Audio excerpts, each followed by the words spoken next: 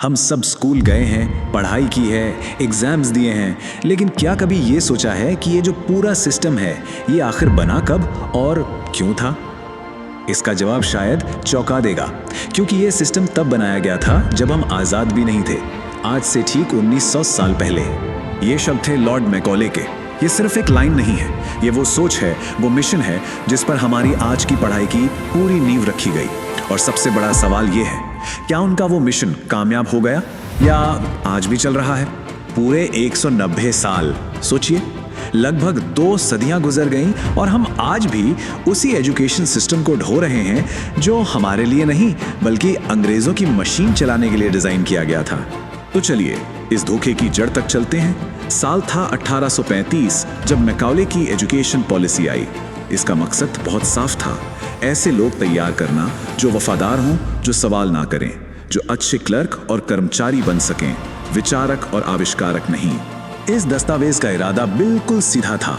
इसने सिर्फ हमारे हजारों साल पुराने गुरुकुल सिस्टम को ही नहीं तोड़ा, बल्कि हमारे दिमाग में धीरे धीरे ये बात भी डाल दी कि हमारी अपनी संस्कृति, हमारी भाषा पिछड़ी हुई है और जो कुछ पश्चिम का है बस वही महान है।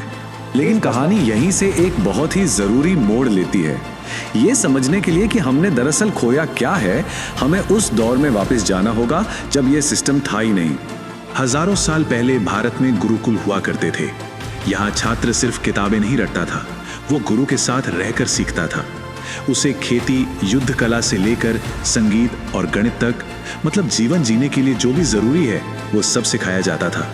सीखना जिंदगी का एक हिस्सा था, कोई बोझ नहीं। और फिर था नालंदा, दुनिया की पहली सच्ची यूनिवर्सिटी।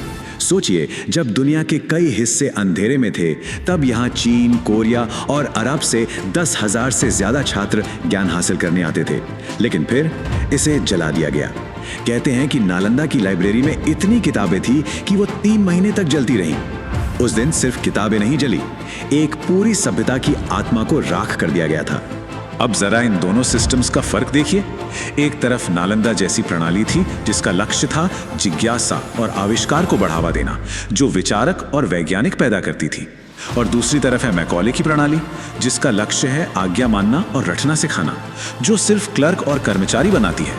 फर्क बिल्कुल साफ है। तो 190 साल बाद, आजादी के 75 साल बाद क्या बदला? चलिए आज की जमीनी हकीकत देखते हैं। और मैं बता दूं, आंकड़े वाकई परेशान करने वाले हैं। ये देखिए, आज हमारे देश में तीसरी क्लास के 75% बच्चे दूसरी क्लास की किताब भी ठीक से नहीं पढ़ सकते। ये हमारी बुनियादी शिक्षा की नींव का हाल है। और सवाल ये है कि जब नींव ही इतनी खोखली हो तो उस पर एक मजबूत भविष्य की इमारत कैसे खड़े होगी? और पढ़ाएगा कौन? साल 2023 के आंकड़े बताते हैं कि देश की टॉप सेंट्रल यूनिवर्सिटीज में टीचरों के 30% से ज्यादा पद खाली पड़े हैं। जब पढ़ाने वाले ही नहीं होंगे तो पढ़ाई की क्वालिटी कहां से आएगी? तो आज की 5 सबसे बड़ी समस्याएं क्या हैं? पहली, रट्टा मारने पर जोर। दूसरी, अंग्रेजी भाषा की गुलामी। तीसरी, टीचरों की खराब हालत। चौथी, शहर और गांव की पढ़ाई में जमीन आसमान का फर्क। और पांचवी, स्किल गैप, यानी जो पढ़ाया जा रहा है और जो नौकरी के लिए चाहिए उसमें कोई मेल ही नहीं है। हमारा रट्टा मारने वाला सिस्टम हमें परीक्षा के लिए तो तैयार कर देता है, लेकिन जिंदगी के लिए नहीं। क्या किसी स्कूल में यह सिखाया जाता है कि टैक्स कैसे भरते हैं या पैसा इन्वेस्ट कैसे करते हैं? नहीं, क्योंकि असली जिंदगी की चुनौतियां हमारे सिलेबस का हिस्सा ही नहीं है। लेकिन सिर्फ समस्याओं की बात करने से तो कुछ नहीं बदलेगा। असल सवाल है कि क्या इसका कोई हल है? क्या कोई रास्ता है? चलिए देखते हैं कि दुनिया के कुछ कामयाब देश क्या अलग कर रहे हैं। फिनलैंड को देखिए, जहां कोई होमवर्क नहीं होता, कोई रैंकिंग नहीं होती, फिर भी उनका सिस्टम दुनिया में बेस्ट माना जाता है। जर्मनी में बच्चे स्कूल के साथ साथ फैक्ट्री में काम करके असली स्किल सीखते हैं। और एस्टोनिया जैसा छोटा सा देश, उसने एक डिजिटल क्रांति लाकर हर स्कूल को इंटरनेट से जोड़ दिया है। ये उदाहरण बताते हैं कि हाँ, बदलाव मुमकिन है। भारत में भी बदलाव की कोशिश हुई।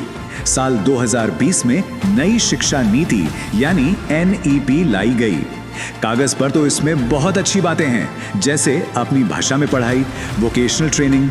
लेकिन सबसे बड़ी चुनौती है इसे लागू करना, क्योंकि बिना सही बजट, टीचरों की ट्रेनिंग और पक्की इच्छा शक्ति के ये सिर्फ एक अच्छा आइडिया बनकर रह जाएगी। तो इस पूरी कहानी के बाद बात अब हम सब पर आ जाती है। सिस्टम जैसा भी है, ठीक है, लेकिन इसमें हमारी भूमिका क्या हो सकती है? एक बात हमेशा याद रखनी चाहिए कि सिस्टम की कमियों को अपनी सीमाओं का बहाना नहीं बनाना है। दुनिया के सबसे कामयाब लोगों में से कई के पास कोई फैंसी डिग्री नहीं थी, लेकिन उनके पास एक चीज थी, जिज्ञासा और सीखने की कभी न खत्म होने वाली भूख। तो अब वक्त है वो सवाल खुद से पूछने का जो हमारे एजुकेशन सिस्टम ने हमें कभी पूछने ही नहीं दिया। डिग्री और नंबरों की इस रेस से बाहर निकलकर ये पूछने का कि असल में मैं बनना क्या चाहता हूँ, मैं सीखना क्या चाहता हूँ। और यकीन मानिए, इस सवाल का जवाब किसी किताब या सिलेबस में नहीं है, वो आपके अंदर है।